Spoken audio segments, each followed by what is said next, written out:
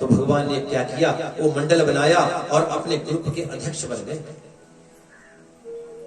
और चले हैं फिर चोरी के लिए। आज किस घर में डाका डालना है, पहले ये प्लान बनाया जाता है और उस प्लान के अनुसार जो हेड है, हेड ऑफ द डिपार्टमेंट कौन, भगवान कृष्ण, उन्हें फिर आगे किया जाता है छोटे लेकिन चलते सबसे आगे हैं। ये किसी किसी की पावर होती है ऐसे, कुछ लोग सबसे आगे चलने वाले बहुत कम होते हैं, सबसे पीछे रहने वाले बहुत ज्यादा लोग हैं। और सबसे आगे होना, आगे होकर के किसी कार्य को करना बड़ा मुश्किल काम है। इसे जिम्मेदारी कहते हैं जो हर व्यक्ति नहीं निभा सकता, चाहे वो चोरी ही क्यों ना हो। अब गए और जाकर के गोपियां देख रही हैं, जब भगवान निकलते हैं उन गलियों से गोकुल में, तो गोपियां देखती हैं और अपने मनोभाव व्यक्त करती है भगवान के प्रति कि धन्य है हम जिन्हें इस छठा के दर्शन हो रहे हैं। भगवान भी उनको दर्शन देने के लिए निकले हैं। वास्तव में ये माखन तो ये है क्या माखन जिसकी वो चोरी करेंगे, भगवान करेंगे चोरी जो क्षीर सागर में रहते हैं। हमने अपनी सोच को बदलना है, परमात्मा को नहीं बदल सकते हैं। वो तो पहले ही एक है, एको हम बहुश्यामा, उन्हीं के अनेक रूप है, उन रूपों को लेकर के वो हमारे बीच में विचरते हैं। तो एक घर में गए, वहां जाकर के इन्होंने 10 ग्वालों को नीचे खड़ा किया और ऊपर चढ़ते चढ़ते फिर टॉप पे जाते हैं। जो मेन मुखिया है, मुखिया जाके पहले हाथ डालते हैं, फिर उसे चखते हैं कि ताजा भी है, पुराना तो नहीं है। चोर बड़ा समझदार है, जो बढ़िया चीज है उसे ही उठाऊंगा, खराब मक्खन खा के क्या फायदा, अपनी भी सेहत खराब होगी। फिर उसके बाद जब अपने आप को लगता है ठीक ही है, फिर नीचे भी है और जिन्होंने कंधा दे रखा सिहोगी जन है ना, फिर उन्हें भी दिया, भाई तो भी चाह देख तो सही है कुछ, तो नीचे से भी हाँ हाँ कि नहीं, हाँ हाँ ये बहुत अच्छा है लाला, अच्छा तो फिर कर दे काम, हाँ तो अब इतनी बड़ी मटकी उठाएगा कौन। तो फिर अपने हाथ में कुछ भी या फिर हाथ का प्रहार करके मिट्टी की मटकियां हैं वो फूटती है नीचे, फिर किसी के सिर पर। फिर उस वक्त तो तेल का वर्णन कहीं ज्यादा कम ही आता है, वो मक्खन से ही लिखते होंगे शरीर को भी। और फिर भागते हैं इधर उधर। अच्छा हुआ क्या कि एक दिन इन गोपियों को पता चल गया, या तो खा लेते तो ठीक था, सही बात रहती है ना खाने के बाद, लेकिन ये खाने के बाद मटके तोड़ जाते हैं, इन्हें पकड़ना है, कैसे पकड़े। तो एक दिन गोपियों ने विचार किया कि जिस तरह से उनका ग्रुप है, एक आधा कोई बाहर भी खड़ा होता होगा, तो पता कैसे करें कि ये हेड कौन है। पहले ही अंदर छुप जाए, तो बाहर तो फिर हो जाए 4 लोग अंदर 2 बाहर, बाहर कोई है तो नहीं। तो ऐसा विचार करके गोपियां अपने अपने घर में छिप गई। तब तक ये किसी बाबा के घर में गए, वहां इन्होंने जाकर के मनोभाव को समझ लिया होगा। अपने मित्रों से कहा कि बाबा की जो दाढ़ी है ना वो भी बड़ी लंबी है, और माँ के जो गोते करती है ना माता, तो उसको लेकर के बांध दिया दाढ़ी के साथ, और साथ में ही मटकी वहां पड़ी थी ऊपर छिक्के के ऊपर, और फटाफट निकालने लगे। वो मक्खन गिरा दिया एक की पीठ पर, उसका मक्खन से पैर फिसला और नीचे धड़ाम से गिरे सब लोग, वहां ढेर लग गया उनका सब लोग, क्योंकि एक दूसरे के सिर के ऊपर थे। तो एक लोग से उठे, क्या हुआ, तब तक तो एक की दाढ़ी एक की गोतो, दाढ़ी में सांस नहीं आई, हाहाकार मच गया। अब ये भाग लिए अंधेरे में, इन्हें कौन देखे। इन्होंने कहा ये अंधेरे में काम करना सही नहीं रहेगा, अब दिन का कुछ प्लान बनाए हम। दिन में ऐसा काम करने से थोड़ा लोगों को विश्वास नहीं होगा, दिन को कहाँ आएंगे चोर, चोर तो हमेशा रात्रि में आते हैं, दिन को छोड़, दिन को चलते हैं। अब गर्मियों की मौसम में माताएं वैसे भी जब धूप ज्यादा होती तो चुपचाप सो जाती, और वृंदावन की धूप तो आपने देख ही ली हो, वहां तो आजकल भी गर्मी पड़ती है। तो यहाँ इन्होंने दिन को चले गए, और जो माताएं जिन्होंने इनके ऊपर दृष्टि रखी थी वो उन्हीं के घर में इसने प्रवेश किया, और वो अंदर छिपी थी।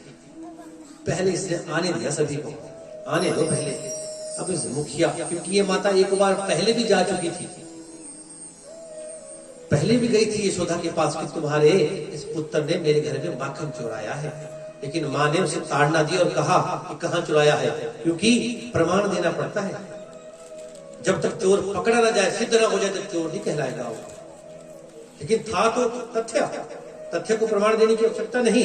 लेकिन क्या करते, पकड़ में आ जाता तो उसने फिर पक्का सोच रखा था कि पकड़ूंगी और विध प्रमाण लेके जाऊंगी। और भगवान आए, मुखिया साहब चल रहे हैं आगे, यहाँ मोर मुक्त लगा है, बांसुरी करधनी में लगी है। उस छटा को देख करके देवता तो स्तुति कर रहे हैं, लेकिन ये माया के चक्कर में थोड़ी देर के लिए भूल गई और भगवान को छुप करके देख रही है। भगवान जी ने सभी को गोल चक्कर में बनाया, 10 लोग नीचे, फिर 5, फिर 4, फिर 2, फिर 6, ऐसे करके ऊपर से जाकर के एक ही बचा। और फिर ऊपर पहुंच करके हाथ डाला, छीके से मटकी निकालने लगे, खिलाने लगे। तब तक उसने कहा ठहर जा। ऐसे कहना ही था कि निचले वाले सब डर गए और भाग लिए। बड़े थे, भाग लिए सब, और ये ऊपर वाले बड़े ही बड़े सबसे छोटे थे, ऊपर से गिरे धड़ा बेचारे नीचे। जब तक भागने लगे, साथ हाथ पैरों में लगा था मक्खन, फिर फिसल गए और वहीं पे इसने हाथों से पकड़ लिया। धन्य है ये गोपी जिसने ब्रह्म को हाथों से पकड़ा है। और कहा तुम्हारी मां कहती थी कि ऐसे मैं विश्वास नहीं करूंगी, अब उसे विश्वास होगा। तो प्रभु प्रेमियों, मां के पास लेकर के पहुंचे और क्या कहती है,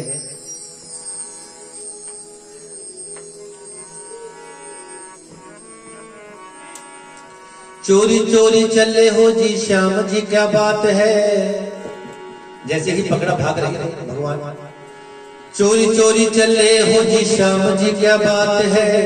माखन की मटकी में डाला क्यों हाथ है, माखन की मटकी में डाला क्यों हाथ है। चोरी चोरी चले हो जी श्याम जी, क्या बात है। चोरी चोरी चले हो जी श्याम जी, क्या बात है। चोरी चोरी चले हो जी श्याम जी, क्या बात है। चोरी चोरी चले हो जी श्याम जी, क्या बात है। माखन की मटकी में डाला क्यों हाथ है, माखन की मटकी में डाला क्यों हाथ है। माखन की मटकी में डाला क्यों हाथ है, माखन की मटकी में डाला क्यों हाथ है। माखन की मटकी को आंगन में घर गए, कहा धन श्याम मेरे घर को उजाड़ कर, घर को उजाड़ कर, घर को उजाड़ कर। माखन की मटकी को आंगन में घर गए, कहा चले श्याम मेरे घर को उजाड़ कर, घर को उजाड़ कर, घर को उजाड़ कर। हाथ खड़े बाल पकड़ लिया हाथ है, हाथ खड़े बाल पकड़ लिया हाथ है। हाथ खड़े बाल पकड़ लिया हाथ है, हाथ खड़े बाल पकड़ लिया हाथ है। माखन की मटकी में डाला क्यों हाथ है, माखन की मटकी में डाला क्यों हाथ है। चोरी चोरी चले हो जी श्याम जी, क्या बात है। चोरी चोरी चले हो जी श्याम जी, क्या बात है। माखन की मटकी में डाला क्यों हाथ है, माखन की मटकी में डाला क्यों हाथ है। जब वहां पे ले गई ना दोबारा और पहुंचे जाकर के, तो फिर अब आवाज आने बात है, यशोदा ओ यशोदा। यशोदा मां निकली, बुढ़ापे का समय ऐसे ही होता है, 4 आवाजें दो तब एक बार सुनाई देता है। फिर उठना, फिर चलना, टाइम लग जाता है बुजुर्गों को। अच्छा हाँ बोल, आ गई मैं। तू कहती थी ना कि तेरा पुत्र चोर नहीं है, हम तुम्हें प्रमाण दे रही हूं मैं। प्रमाण क्या देगी तू, बता क्या है। भगवान पीछे छुपे हैं मां के डर के मारे। देख क्या बोल रही है, देखो रे यशोदा भैया तेरा ये नैया, छोड़ आया मटकी और खोल आया गैया, खोल आया गैया, खोल आया गैया। देखो रे यशोदा भैया तेरा ये नैया, छोड़ आया मटकी और खोल आया गैया, खोल आया गैया, खोल आया गैया। अंगूरी दिखावे और खड़ा मुस्कुराता है, अंगूरी दिखावे और खड़ा मुस्कुराता है। अंगूरी दिखावे और खड़ा मुस्कुराता है, अंगूरी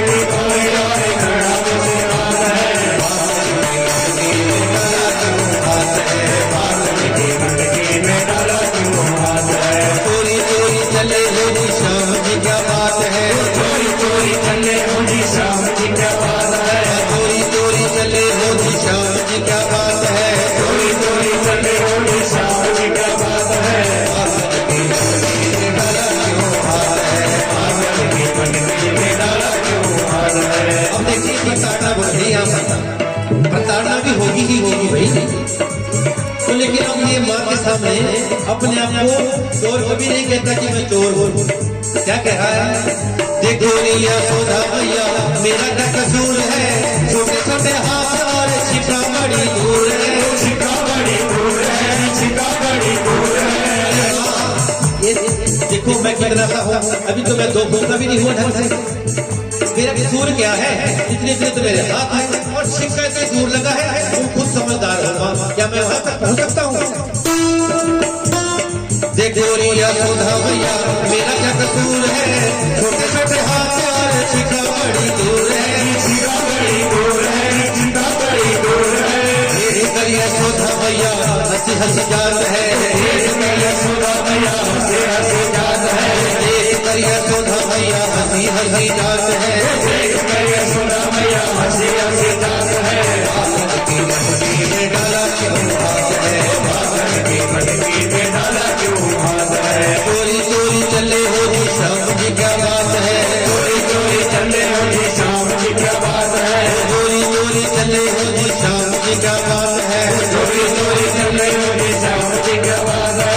बागन की मटकी में डाला क्यों हाथ है, बागन की मटकी में डाला क्यों हाथ है, बागन की मटकी में डाला क्यों हाथ है, बागन की मटकी में डाला क्यों हाथ है, बागन की मटकी में डाला।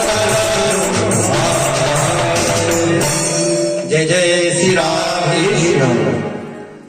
माँ एक बार तो मुस्कुराई और अंदर बिठाया, चलो अब तुमने गलती कर ही दी है। चाहती तो तुम्हें सजा देना हो, लेकिन मेरी हिम्मत नहीं पड़ती तुम्हारे इस शरीर को देखकर। अगर मैं कहीं जोर कर झापड़ लगा दूं तो तू सहन नहीं कर पाएगा। भगवान भी डर गए। हाँ माँ, सच में अगर तू मुझे मारेगी तो मैं सहने में बहुत डरता हूं। ये ब्रह्म कह रहा है, इस जीव से मैं बहुत डरता हूं। किससे डरते हैं भगवान? प्रेम से डरते हैं। कहीं मेरा प्रेम खत्म ना हो जाए, मेरे प्रति इस जीव का जो प्रेम बना है उस प्रेम में आंच ना आए, भले ही इसका प्रहार मुझे सहना पड़े।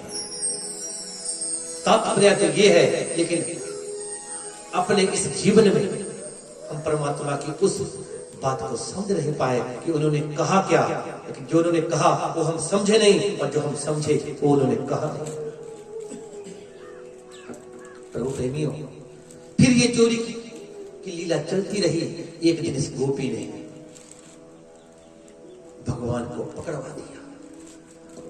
तब तो भगवान पकड़ में भी आ गए, और साथ में मक्खन वाले हाथ है। फिर तो पूरी तरह से प्रूफ लेके आई है, क्योंकि पिछली बार इसने गलती की, अभी ऊपर पहुंचा ही था, हाथ डाला ही था थोड़ा बहुत, इसने आते आते उस हाथ को उस गोपी के साथ ही साफ कर लिया। लेकिन अब की बार इसने बिल्कुल विद प्रमाण पहुंची है और कहा, एक पकड़ो अपने इस चोर बालक। अब मां को क्रोध आया और मन में विचार किया कि पहले तो मैं लोगों से झगड़ती थी, लेकिन अब सच में तुम्हारी ये हालत देख करके मुझे इन पर दया आ रही है और तुम्हारे ऊपर क्रोध आ रहा है। अब बताओ इस क्रोध को मैं कहां उतारूं? ये क्रोध तुम्हारे ऊपर ही उतरेगा। उसने हाथ में एक लाठी ली और भगवान दौड़ रहे हैं और देवता ऊपर से देख रहे हैं। जिसकी केवल कृपा दृष्टि से समस्त विश्व को पलते देखा, अरे वो मां यशोदा के भय से ऐसे भाग रहे हैं जैसे पता नहीं क्या आसमान टूट पड़ा, और कृपा दृष्टि से पूरा संसार पल जाता है। जिनकी एक भ्रिकुटी के बल से 7 समुद्र को उबलते देखा। भ्रिकुटी को थोड़ा सा टेढ़ा किया, 7 के 7 समुद्र उबल गए। आज यशोदा मां से इतना डर रहे हैं। हमने अभी आपसे निवेदन किया, ये डरना नहीं, ये मां के प्रति प्रेम है भगवान का। मां थक गई, हाँफ गई, और भगवान ने सोचा मां को थकाएंगे नहीं, और स्वयं पकड़ में आ गए। अब जो भी उनकी सेवा होनी थी हुई। मां ने कहा, अब तो कुछ कहीं नहीं जाएगा, आज तुझे सजा मिलेगी। बाहर धूप में रहेगा सारा दिन आज, लेकिन बांधो कहा तुझे। तो उसी वक्त, पहले आज के जमाने में अब तो ये चीजें उठ गई नहीं, उखल हर एक घर अथवा गांव के पास होते थे। होते थे क्या, अभी हैं भी। तो आंगन में ही उखल लगा था जहां मां धान कूटती थी, तो वहां उखल रखा हुआ था और रस्सी ले गई मां, और फिर उखल को ऐसे लपेटा बांध के इनकी कमर पेट के पास जब लाती है ना, तो वहां आकर के 2 अंगुल वो फिर कम पड़ जाता है। इसका तात्पर्य आध्यात्मिक निकाला है विद्वानों ने कि आत्मा और परमात्मा का बस इतना सा ही फर्क है, ज्यादा नहीं है। जितनी मर्जी बड़ी रस्सी लेके आती है, फिर वो रस्सी छोटी हो जाती है। किसे बांधने निकली है वो, मन में ये विचार नहीं किया और उस विचार में आकर के फिर पसीना पसीना हो गया आंगन में। भगवान को फिर दया आ गई। दया की मूर्ति है। कृपा की न होती जो आदत तुम्हारी, तो सोनी ही रहती अदालत तुम्हारी। कृपा की आदत है, कृपा कर दी और वो फिर रस्सी बढ़ गई और मां ने फिर अच्छा अब रस्सी पूरी हुई, समझ नहीं पाए भगवान किस माया को, और बांध दिया पेट के ऊपर। चले गई अंदर, आज सारा दिन भूख में रहेगा। अरे हमारे घर में क्या कमी है, दूध दही मक्खन घी, इसकी नदियां बहती हैं यहां पर, और तुमने चोरी उसी की थी। मां क्या करो, चोरी की जो चीज है उसका कुछ स्वाद ही और है। हाँ आज सारा स्वाद तुम्हारा इस धूप में उस पसीने के माध्यम से निकलेगा। अपने आप अंदर चले गई। भगवान देख रहे हैं इधर उधर, कोई नहीं है आंगन में। 2-4 गोप गोपाल घूम रहे थे, उनको बंधा देख करके दूर से देख रहे हैं मंडली के सदस्य। छुड़ाए कैसे, क्यों, उनके सामने दूसरा दरवाजा भी है, इधर को मां का दरवाजा है, इधर मंडली वाले देख रहे हैं, मुखिया बंधा पड़ा है, छुड़ाए कैसे, दाव नहीं लग रहा है। ऐसे मित्र होते हैं, छुड़ाते हैं कई बार। इनका दाव नहीं लगा तो भगवान ने कहा कि मैं तो छोटा हूं, तो इन्होंने उखल जो आंगन में रखा था उसे टेढ़ा कर दिया और फिर खींचना प्रारंभ किया उस उखल को। और उस नंद के आंगन में अर्जुन के 2 वृक्ष हैं, उनके बीच में जाकर के जोर से खींचने लगे उखल को, और वो वृक्ष हिलने लगे। और देखते देखते ही वो दोनों वृक्ष धड़ाम से धरती पर गिरे। प्रभु प्रेमियों, उन वृक्षों की जड़ में से उन नल कुबेर और मणि ग्रीव प्रकट हो गए। भगवान ने उनको आशीर्वाद दिया, लेकिन जब वो दोनों प्रकट हुए तो उन छोटे छोटे बालकों को भी उनके दर्शन हो गए। उन्होंने विचार किया कोई है 2 पुरुष, बच्चों को अगर भगवान भी मिल जाए तो वो व्यवहार आम इंसान की तरह ही करेंगे, क्योंकि उन्हें पता ही नहीं है चीज क्या है। इसीलिए कई बार बहुत सी घटना ऐसी है। प्रभु प्रेमियों, तो नल कुबेर से बातचीत चल रही है, उनको मुक्ति दी और स्वधाम में चले गए। यहाँ राजा परीक्षित जी ने पूछा, महाराज हे गुरुदेव, हे ब्राह्मण, आप कृपा करके ये बताएं कि नल कुबेर ये वृक्ष क्यों बने। तो इनके पूर्व जन्म का वृतांत आता है कि एक बार ये मदिरा के नशे में अप्सराओं के साथ उन्मत्त होकर के सरोवर में स्नान कर रहे थे, और वहां पर अचानक जैसे क्रीड़ा कर रहे थे अप्सराओं के साथ, तो नारद ऋषि आ गए। नारद ऋषि को आया देख करके अप्सराओं ने अपने वस्त्र पहन लिए। लज्जा की मूर्ति होती है देवियां, लेकिन ये मदिरा के नशे में चूर वैसे ही नग्न अवस्था में घूमते रहे, और इन्होंने प्रणाम भी नहीं किया। ऋषि को यह बात जची रही, उन्होंने विचार मन में किया, अरे एक तो नग्न अवस्था, ऊपर से मदिरा पान, तीसरा अपना ये अहंकार बता रहे हो कि इस तरह के साधु ब्राह्मण बहुत घूमते हैं। अगर अपने किए हो पर शर्म भी आ जाती तो कदाचित हो सकता था नारद जी वहां से मुंह मोड़ के चले जाते, लेकिन तब नहीं गए और कहा कि इन स्त्रियों ने, इन माताओं ने वस्त्र पहन के मुझे सम्मान दे दिया है और सिर अपने नीचे को झुकाए हैं। इसका मतलब जो क्रीड़ा करते मैंने देखा है, तो इनको शर्म है इस बात की। तुम्हें शर्म नहीं है? जाओ, तुम्हें शाप देता हूं, जिस तरह से तुम दोनों ऐसे खड़े हो ना वृक्ष की भांति, वृक्ष ही बनते। महाराज त्राहिमाम क्षमा क्षमा। प्रभु प्रेमियों, क्षमा मांगने पर दयालु नारद ने कहा कि द्वापर में भगवान कृष्ण ही तुम दोनों का उद्धार करें।